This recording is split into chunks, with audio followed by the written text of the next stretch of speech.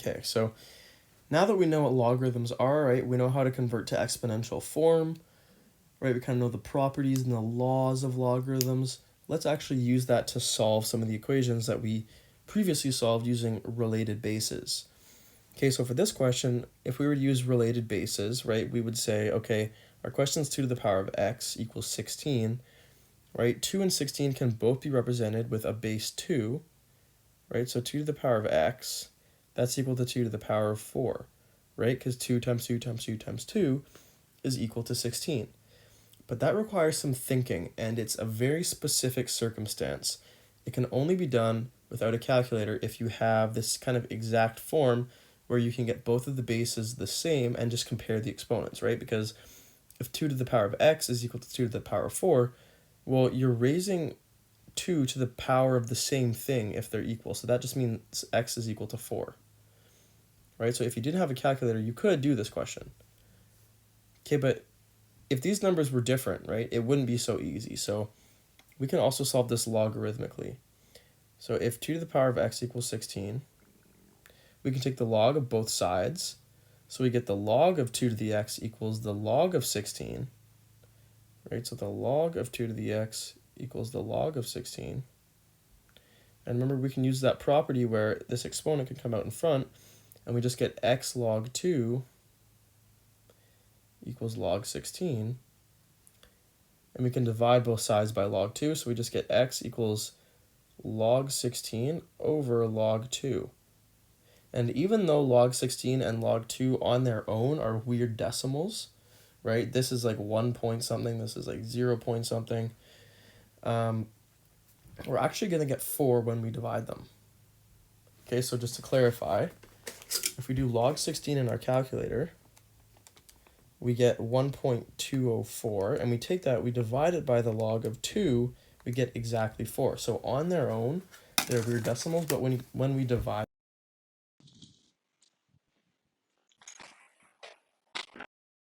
the ratio between them is going to be the same. Okay, so it's going to be equal to 4 like last time. Now, if we kind of compare that to this question down here, right, if we were using related bases, we would say, okay, 27 can be represented using base 3, right? So we would say 3 to the power of 3 equals 3 to the power of x squared minus 2x. We'd say, okay, both of these are in base 3, so that means 3 equals x squared minus 2x, right? Since this is a quadratic, we'd make one side equal to 0. So 0 equals x squared minus 2x minus 3, and then we would factor this. So we'd get 0 equals x plus, or no, it would be x minus 3, x plus 1. So then x was equal to either 3 or negative 1. Okay. Now how can we solve that logarithmically? Well, like I said before, we take the log of both sides. So we'd say the log of 27 would equal to the log, right, of 3x squared minus 2x. And we could bring this entire exponent out to the front.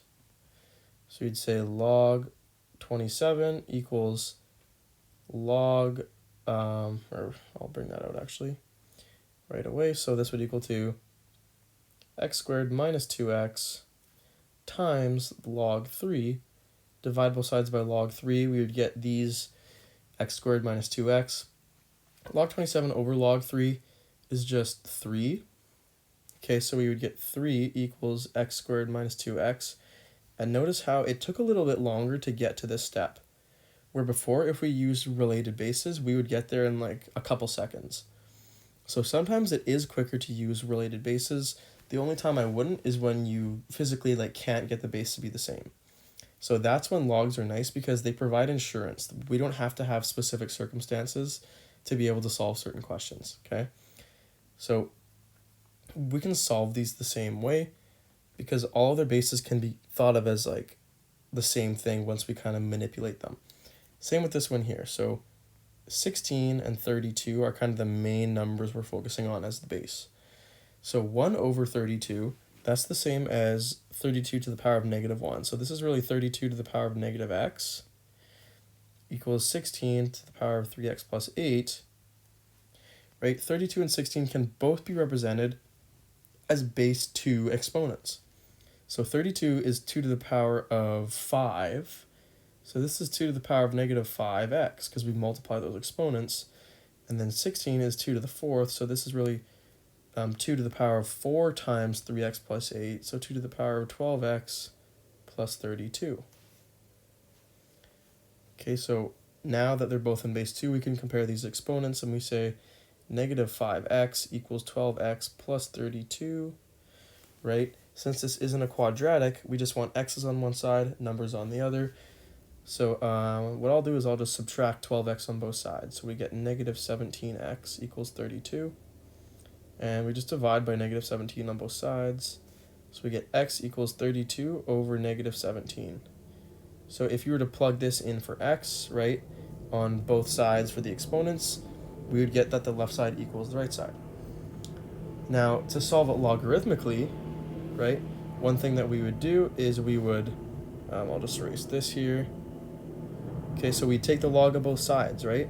If we were to bring this x out in front, we would say x log 1 over 32 is equal to 3x plus 8 times the log of 16.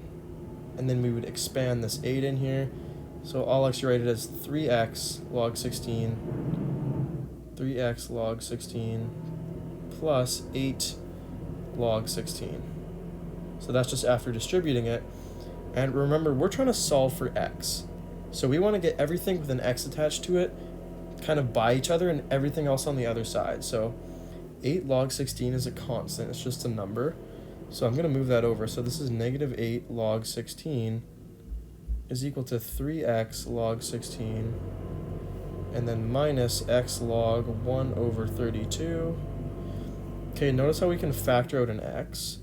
So we just get x times 3 log 16, we would get x times 3 log 16, and then minus log 1 over 32. If we divide both sides by this entire kind of expression right here, excluding the x, we're just left with x because we already factored x outside. So we would get negative 8 log 16 over 3 log 16 minus log 1 over 32. That's going to be equal to x, right? And what was it, like 32 over 17 or something? So we would need a calculator to do all this. It's not really like a whole point because we can get it just as a related base. But if we couldn't, that's how we would solve it. So let's say this 32 wasn't a 32. It could have been like a 33. So if it was 1 over 33 to the power of x, now we're in a bit of trouble because we can't get 33 as a base 2 power. So that's the situation when you would use logs. And if you could get it as a related base, I actually wouldn't suggest using logs. So it might be easier because you just type it in your calculator, you don't really think about it. But getting it into a related base, you really understand what's going on. Okay, so let's do this last one here. The cube root of 7 equals the square root of 7 to the x. So the cube root of 7, right, that's just some number we could get in our calculator. And it's going to equal the square root of 7 to the power of some number. We're trying to figure out what that number is. So 7 to the power of what square rooted equals the cube root of 7? Well, notice how these are both 7, and this is a cube root here. So this is 7 to the power of 1. So the cube root of 7 to the power of 1 is just 7 to the power of 1 divided by 3, right? And you might remember that the square root of 7 to the x, this is 7 to the x, so that part stays the same. All we do is we just divide the exponent by this index, the imaginary index there, 2.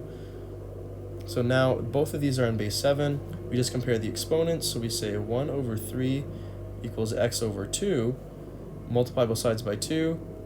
We get x equals 2 over 3. Okay, so 7 to the power of 2 over 3 square rooted is equal to the cube root of 7. That's kind of what that means. Now, if we were to solve this with logarithms, right, we're really using logs to try and figure out what x is. So if we take the log of both sides, we get the log of the cube root of 7 is going to be equal to the log of the square root of 7 to the power of x. And what we do is, in order to solve this logarithm, we would have to make this an exponent anyway, which is a bit redundant. So we'd have to say this is 7 to the power of x over 2, and then we would have to bring this x over 2 out in front, so the log of the cube root of 7 would be equal to x over 2 log 7. We divide both sides by log 7, so this would be log of the cube root of 7 over log 7 is equal to x over 2. Then we'd have to multiply by 2, so this would be 2 log cube root of 7 over log 7 equals 3, equals x. And the point I'm trying to make here is that this is a lot of steps just to find the answer that we literally found in like 2 steps, getting it in a related base. So if you get nothing from this video, just remember that related bases are always your first look to try and solve an exponential or logarithmic equation, right? And converting it into exponential form is also helpful. So it looks like this instead of like log, like, I don't know, a equals 2, right? What you want to do is, this is an imaginary 10, you want to say 10 squared equals a. So this is a much easier way to visualize what's going on. So just by looking at this logarithm here, you wouldn't know immediately that it's 100. You'd have to say, okay, this is the same as 10 to the power of 2 equals what we're looking for, a. So that must mean 100 equals a. So get it into exponential form and then see if you can get it as a related base. And if you can't, you solve it logarithmically using your calculator, but related bases is always the #1 thing to choose first. So thanks for listening, and I'll see you soon.